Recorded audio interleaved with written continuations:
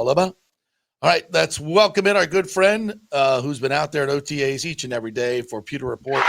The great Scott Reynolds celebrating 30 years covering the Buccaneers. Well, you don't even look 30 years old. You came out of the Thank womb. You. No. And Tony Dungy was waiting there for you to write stories about the Buccaneers. Like, how'd that happen? I don't know. It's kind of crazy. Thank you. Thank you. How are you? I'm doing good. Doing good. Yeah, I'm excited about this break, like the players are. Yeah. So what are we going to do for 6 weeks? Like, what are we going to talk about? Well, we're kind of blessed because this season's the 50th year, so it's time to kind of go nostalgia over the summer and talk about best players of all time, best teams of all time in terms of the Buccaneer, which Super Bowl champion's better, 2020 or 2002, right? The Tom Brady led offense or the Bucs defense led by Sapp, Rice, Brooks, Barber, etc. So there's going to be, I think, a lot of things the team's going to do, a lot of things we'll do at PeterReport.com to kind of celebrate the 50th year.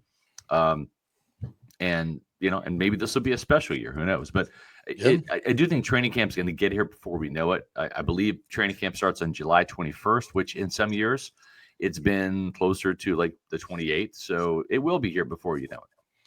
Well, and speaking of nostalgia, I'm sure you put in your top 50 media ballot for the Buccaneers. Yep. We should compare notes on that. We should. I don't have mine right handy, but maybe next week we'll compare. Yeah, we'll compare. I'm going to do my official reveal later this summer, and then we'll have Pewter Reports list, and we'll kind of do that. All right, let me know when you do that, because then we'll do it. We'll do it the same week. For sure. There was, the first, honestly, for me, the first 35 were layups, right? I mean, that's why I went through the list that they give you 150 players, right? And you're like, okay, these are the layups, this, like no brainers. Then that last, you had about 15 guys. So I had about 15 spots left, and about 30 guys for those spots. Something like that. Yeah, I mean, it wasn't too difficult. I don't think there's anybody on there that I went. It wasn't. It's just like, for example, I'm not going to give away my list, but it's like Tom Brady.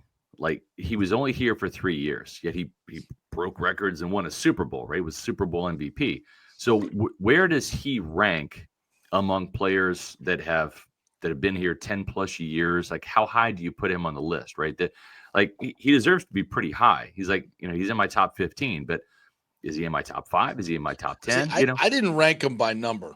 I ranked him just 50 or in. I think you were supposed to do that. By the number? Yeah. PPs doesn't count. I think you're supposed to do them by the number. I mean, I know I saw that rank. I'm like, you can't do that. It's like, well, I mean, it's easy to say Rondé Barber, Mike Evans, and all those guys, right? Leroy Selman, but it's ranking them that becomes the challenge, because then it's like, where does Mike Evans rank? I started to do that, and I was like, nah, I can't put. I mean, Derek Brooks and Rondé Barber, like you put one over the other. Warren Sapp. Yeah. I mean, all those guys. Yeah. That's all. Like, who what about Brad Culpepper and Eric Curry? Where are these guys going on your list? Curry is nowhere on the list. He's bye-bye. He was not even in consideration. Culpepper didn't make it on my list, but just in terms of like one of the best interviews I've ever had, like he's one of them for sure, right? So I don't know. To me, I kind of use the criteria that I use myself, and my last name is not Laser, but I use when I look at like the Bucs Ring of Honor, I look at did you do two things. Number one, did you play a role in helping the team, because it is a team game, it's not an individual sport, it's a team game. Did you play a role in getting the team to the playoffs and win championships, either NFC South championships, NFC Central championship back in the day, or winning the Super Bowl, right?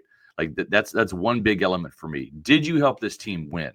Number two is, did you leave your mark on the record book, right? Did you have such a high level of performance that even if the team didn't succeed, you rewrote the record book, or you put up some numbers, right? That's the criteria for me. Were those two things, did you affect the Bucs record book? And then, also how much did you contribute to the team's overall winning and getting into the playoffs and having a chance to win championships, whether they're division or whether they're the Super Bowl. Yeah. You know, and that's why for me it's tough to kind of reconcile like Gerald McCoy. Does he deserve to be in the Ring of Honor? You know, I don't know. I mean, he's got 6 Pro Bowls, and honestly, I don't put a lot of stock in the Pro Bowls, Right? Especially now. It's Right, a friggin' flag football game, which is it's grotesque. Well, and then how is it voted? Like you got Yeah. fans, you got some right. players, So it's media. like the same people that would argue for Gerald McCoy getting in the Pro Bowl or getting into the Bucs Ring of Honor because he made 6 Pro Bowls. Okay, well, you know, does that disqualify Levante David for getting in the Hall of Fame because he only made 1 Pro Bowl? You can't have it both ways. Right. Either the Pro Bowl matters or it doesn't. And I really don't think it matters a whole bunch because I've seen Bucs players get jobbed over the years. Like Paul Gruber never made the Pro Bowl, right? Yeah, ridiculous. Which was ridiculous. Right. Antoine Winfield Jr. Didn't make the Pro Bowl. He was first team All-Pro, but he didn't make the Pro Bowl in 2023, right? Levante David was first team All-Pro in 2013, but didn't make the Pro Bowl that season. Yeah. You know, it's just so that Baker had to get in as an alternate. It both years, right? Yeah. Maybe not last year, but yeah, but certainly the first year. Yeah. Tom Brady didn't make the Pro Bowl in 2020. Kyler Murray made it. Right. I mean, just come on. It's a joke. So to me, I don't put a lot of stock in Pro Bowls unless you contributed to the team's overall success, unless you made an impact on the record book. Like, for example, Shaq Barrett made 2 Pro Bowls. And I'm more inclined to put Shaq Barrett in the Bucs Ring of Honor because he was a 2-time Pro Bowler. He led the league in sacks with 19 and a half in 2019. And he also broke the franchise single season sack record that was set by Warren Sapp. So to me, he won a Super Bowl. He could have easily been the MVP in that game. He won the Super Bowl. He had the individual honors, made a couple Pro Bowls. He led the league in sacks, and he also broke the single season franchise record. And he's up there, even though he played for a short period of time in Tampa. He's up there in terms of the overall number of sacks. Like I would put Shaq Barrett in before I put Gerald McCoy in. And I'm not knocking Gerald McCoy. Wow. But I'm just saying I would. I think he's done more for the franchise than Gerald McCoy has. Gerald didn't even get double-digit sacks. And again, I'm not knocking Gerald. I'm just looking at these 2 resumes side by side. Everybody can't get in. Everybody can't get in the Ring of Honor. Yeah, that's just how it is. Just like everybody didn't get a trophy in this contest. Sorry. Amen. Sorry. Some feelings are going to be hurt. Yeah. Put Gerald McCoy in the ring of participation. I mean, Gerald was a good player. He really was. He keeps receipts now. Gerald's going to hear. Yeah. You're going to get a message from him. Trust me. I'm already blocked by him on X. You know. Oh wow. So wow. You know, but again, I don't care if he blocks me on X. You know, I think Gerald McCoy was a very, very fine player. I really do. He just doesn't make the cutoff for me for the Ring of Honor because again, I think there are players in the Hall of Fame that don't deserve to be there. And I think you can ask the likes of Deion Sanders, Ed Reed, Warren Sapp, some of the guys that are in, and they would tell you, like, no, he doesn't deserve to be in. I mean, like, that's just how it is. And I think the Blazers have done a really good job of like not just putting in guys every year. I think Simeon Rice was overdue. Right. I really do. I agree. And I think a player like Hardy Nickerson, who was, I want to say, a 5-time Pro Bowler, he deserves to be in because he helped take this team to the playoffs in 97 and 99. He reshaped the culture. Yes. He was the leader before Sapp and Brooks grew into those roles and Lynch, right? I agree. And he still has the single season tackle mark, I think 2014 back in the 1993 season. So again, he's written his name in the record book. He's still in the top 5 in terms of all-time tackles. Mm-hmm. He made the Pro Bowl. He's made all pro teams, and then he helped the team. The context of him get into instilling that new culture, that the new Dungy culture was huge, and that's that matters. And I think to Gerald's detriment, and not his fault. Again, it's a team sport.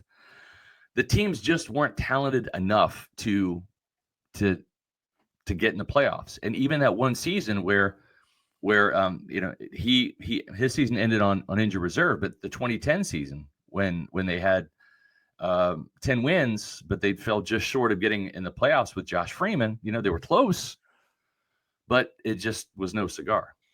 And how do you think he felt about Ndamukong Suh getting his number and then winning? Oh, I know how he felt. He was pissed off about it. But you know what? How did Simeon Rice feel about seeing his number 97 get worn? 56, Hardy Nickerson's number got worn. Right. It's like, and again, I appreciate this about the Blazers. There's only a handful of elite players, right? Like 12's not going to be worn again, right? 40, 47, 20, 99, 55. Those are the numbers, right? And we've seen a lot of great players. Again, Hardy Nickerson, 56, Simeon Rice, 97, Gerald McCoy, 93. We've seen those numbers continue to get recycled, and that's okay. I mean, I'm all right with that because you have to have that elite level, and the players that are in the Ring of Honor, I think are pretty elite. There's maybe one or two guys that I kind of maybe have questions about, but overall, I think the Blazers have done a good job. They just waited too long for Simeon Rice, and I would put Hardy Nickerson in. So when you looked at the OTAs this week, it's always hard to garner, no pads out there, especially for the linemen. We've talked a lot about Ibuka. I think he deserves that. We talked, I think Tez is certainly shown a lot. We didn't get to see a lot from Ben Morrison. I think he was out there one day. But Jacob Parrish, man, K-State, I think is really. He's really good. Of all the guys we've been talking about, I think he's a guy that I think really, really splashed, and I think he's going to get a lot of playing time. He's going to get the nickel job, I believe. And then when there are matchups where, like Atlanta, when they use Drake London on the inside as a big slot receiver, you'll see Zion probably go in the slot, and then works out great because then you have a smaller, faster, twitchier corner on the outside. I mean, I'm not saying that Jacob Parrish is faster than Zion. Zion's plenty fast, but Zion at 6'3" will tell you guys like Darnell Mooney, 5'9", Atlanta Falcons receiver, give him problems because he's got long legs. So then that's fine. Then you match up Mooney with Parrish on the outside, and you've got London and McCollum on the inside. Which matchup thing has not been something typically Todd has done. And I think to your point, this is one of the big differences we're going to see this year. More aggressiveness at the line of scrimmage, more press coverage, right? We saw that in camp. I mean, Baker had a really bad day, and that's okay because Baker's looked really good. I think if I had to nitpick Baker, it wasn't even about the interceptions. It's for whatever reason, his calibration on the deep balls is just not great. And he's got a live arm. He's got a strong arm. He can push the ball down the field. And I think when you throw the ball to Mike can make any receiver or any quarterback look good because of the catch radius is so huge with those six, the long arms and the 6'5" frame. But Kyle Trask was throwing. He was the deep ball, bombs away guy. And he looked really good. Kyle Trask had a fantastic offseason, OTAs and minicamp. He and Tez Johnson they've got something going on downfield. But to your point about the can I stop you there for a second? Yeah, sure. I'm gonna disagree with you on Kyle Trask. Why? I saw a couple picks on yesterday when he was running with the ones. Yesterday was not a good day for him. He missed Tez he missed two end zone throws, guys that were open for touchdowns. The defense won yesterday, and that was easily Kyle's worst day out of the entire offseason. I'm just, I've been a big Kyle fan. And yesterday when I asked. You're a Gator hater, and we understand that. That's okay. That's all right. Bring Jameis back, right? Oh, I said that to you. You did turn say that. White. And I have a tan, so that says something, right? I mean. I said, "What do you think?" You don't bleed red. You bleed garnet. We know that. So it's not about your blood that. Is a little darker shade. Did you think Todd's answer yesterday to my question was a ringing endorsement of Kyle Trask? Well, no one's seen him. So, again, we saw Todd when Jenna asked him about Hassan Reddick had a couple sacks. He's like, "It's t-shirts and shorts, Jenna. T-shirts and shorts." And that's how it is. He's like, would you do even when the pads come on? Great, show me under the lights. That's just how Todd is. And we've seen, God, in my 30 years, I've touted guys, and all I'm doing is just giving you the snapshot, the picture of what's happening. Like Jalen Darden looked good. Like he's getting open in practice, a couple of years ago. He's looking good in t-shirts and shorts.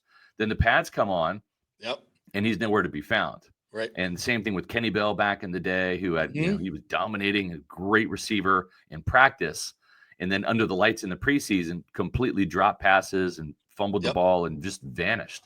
And so it doesn't really matter at the end of the day what happens in flag football, which is what they're playing right now. It doesn't really matter what happens when the pads come on in training camp. I mean, we've seen interceptions galore from Servassier Dennis, right? Okay, he's got to do it in the games now, right? He's got to carry that over from practice to the games and go from being a dominant practice player, which honestly he was this offseason, probably the MVP this offseason, had a great offseason. Now it's got to translate when the pads come on and the opponents are not in red and pewter. They're the other guys. And in some respects, he's done that. He had a double-digit sack game against the Lions up in Detroit in week 2, outplayed KJ Britt in that game. His first sack was a trophy sack on Jaden Daniels, who, newsflash, hard to sack. Yeah. So he's shown it in little instances. Now, I want to see the instincts and pass coverage come out. I want to see him pick off passes in real games, just like he did in Baker Mayfield in that first OTA, where Anthony Walker said probably one of the best linebacker plays he's ever seen. How about that? So, but to me, I think the defense won the minicamp. I agree. And part of that was the 3 should have been 4 Parrish dropped a pick day of Baker Mayfield on Wednesday. But that's what you want to see. More aggressive coverage, tighter coverage, more competitiveness.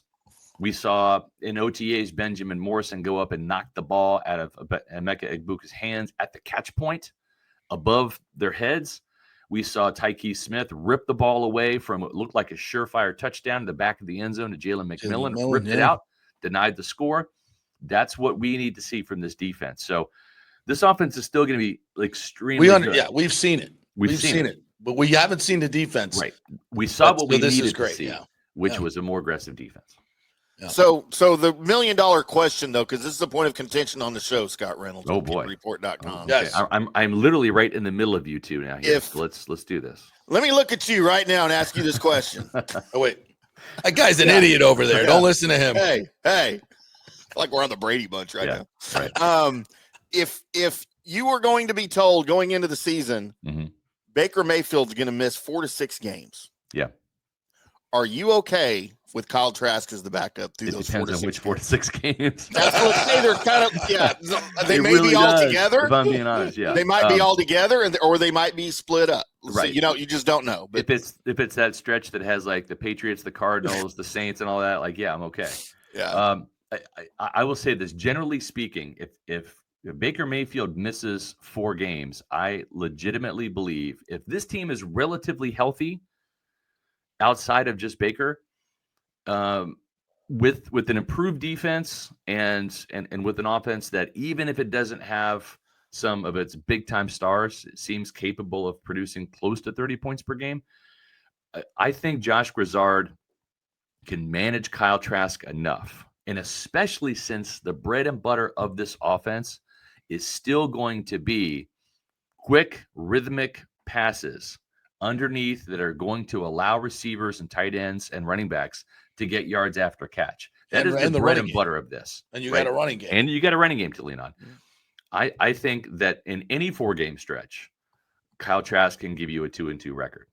And I think this team, with the schedule the way it's set up, I think the floor is 10 wins. If this team stays relatively healthy, is 10 wins. So if Baker's not around for all 17 games, then it's probably going to be 10 wins, right? That's kind of what I would surmise.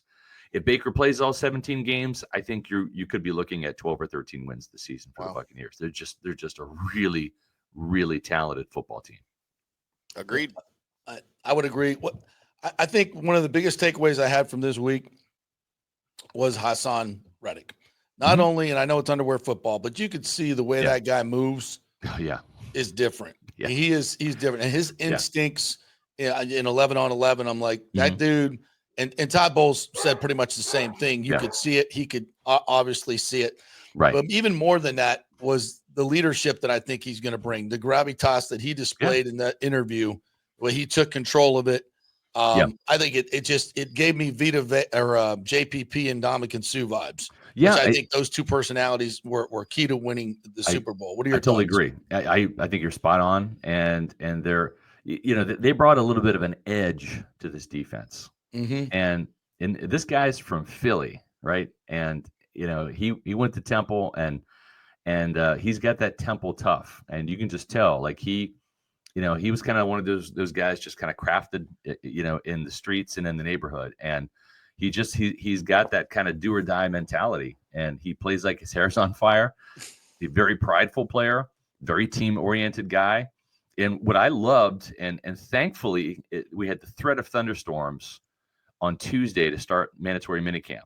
And usually we're like, oh, crap, it means we have to go inside to the indoor practice facility where the vantage points are not good. But during special teams, before we went back outside when the storm clouds passed, the entire starting defensive front was right there in front of us because Hassan Reddick and Diaby don't play special teams, neither do Vita Vea and Kalijah Kancey. So those four were working with Charlie Strong, just kind of walking through some of their pass rush play calls, etc. That's going to be the front four. And then you had Logan Hall and Desmond Watson come over a couple plays later and kind of get in the mix too. But I love the interaction I saw between Diaby and Reddick, and that this is going to be the bookend. This is going to be the JPP Shaq from back in the day here. Diaby knows the defense because he's been here 2 years, 2-year starter essentially. And Reddick is new, but Reddick knows how to get to the quarterback. And those two guys I saw just talking a lot, communicating, and it was more technical with Reddick kind of showing Diaby hand placement stuff and get off and foot and all that stuff. And then for Diaby, it was where to line up, because it was really Reddick's first practices. And so I just thought that was incredibly helpful for both of those guys. And to have Reddick want to come in and play his usual left edge rusher spot, going up against right tackles in the face of quarterbacks. And then Diaby, who prefers being on the right side, he hated flip-flopping sides. Yeah. Now he's on the right side on a regular basis. He has a chance to truly learn his opponent from the first snap to after halftime into the fourth quarter, right? Be able to set up moves, get a feel for a guy. And that's what Yaya said on our podcast is, he would get so frustrated just when he feels like he knows the left tackle, he's playing the left end going up against the right tackle, right? And now he has a chance to have a home base. And you look at guys like Trey Hendrickson, he always rushes from the right. That's right. And TJ Watt, he always rushes from the left, right? Derek Thomas always rushed from the right when I was in Kansas City. And Neil Smith was always the left guy, the left end. And when you have that, you have the ability to truly hone in and perfect your craft. And I think that's going to be a huge benefit now. And you're working with the same defensive tackle too, by the way. Exactly.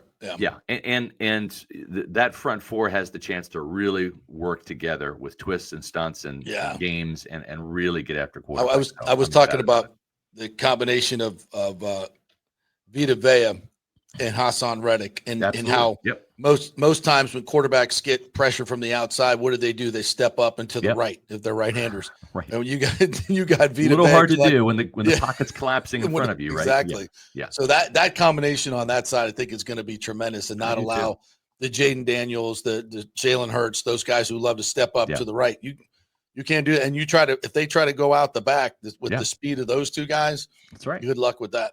So and then with you rushing 4, instead of having to rely on blitzes to get pressure, if you're rushing 4, you might have Servassier Dennis just in the middle of the field spying. So you mean the middle of the field won't be wide freaking open all the time? Be. Great wide open this year. The great wide open will be shut down. Exactly. Yeah. There will be no more parting of the Red Sea. Yeah. And you might see Servassier Dennis get some sacks, not just on blitzing, but on some cleanup sacks, right? Where that quarterback does find an escape lane and, all of a sudden, the grade 8 is right there. So good luck with that. Yeah. All right, Scotty, great stuff, my friend. Appreciate your time as always. I'm sure we'll see you throughout the off season, but have a great weekend. Tell all the folks how they can get your great, you did some great podcasts this past week, and they can still go see those with Jason Light and absolutely. We didn't have one yesterday when the internet went down, but but it came back on. Yeah.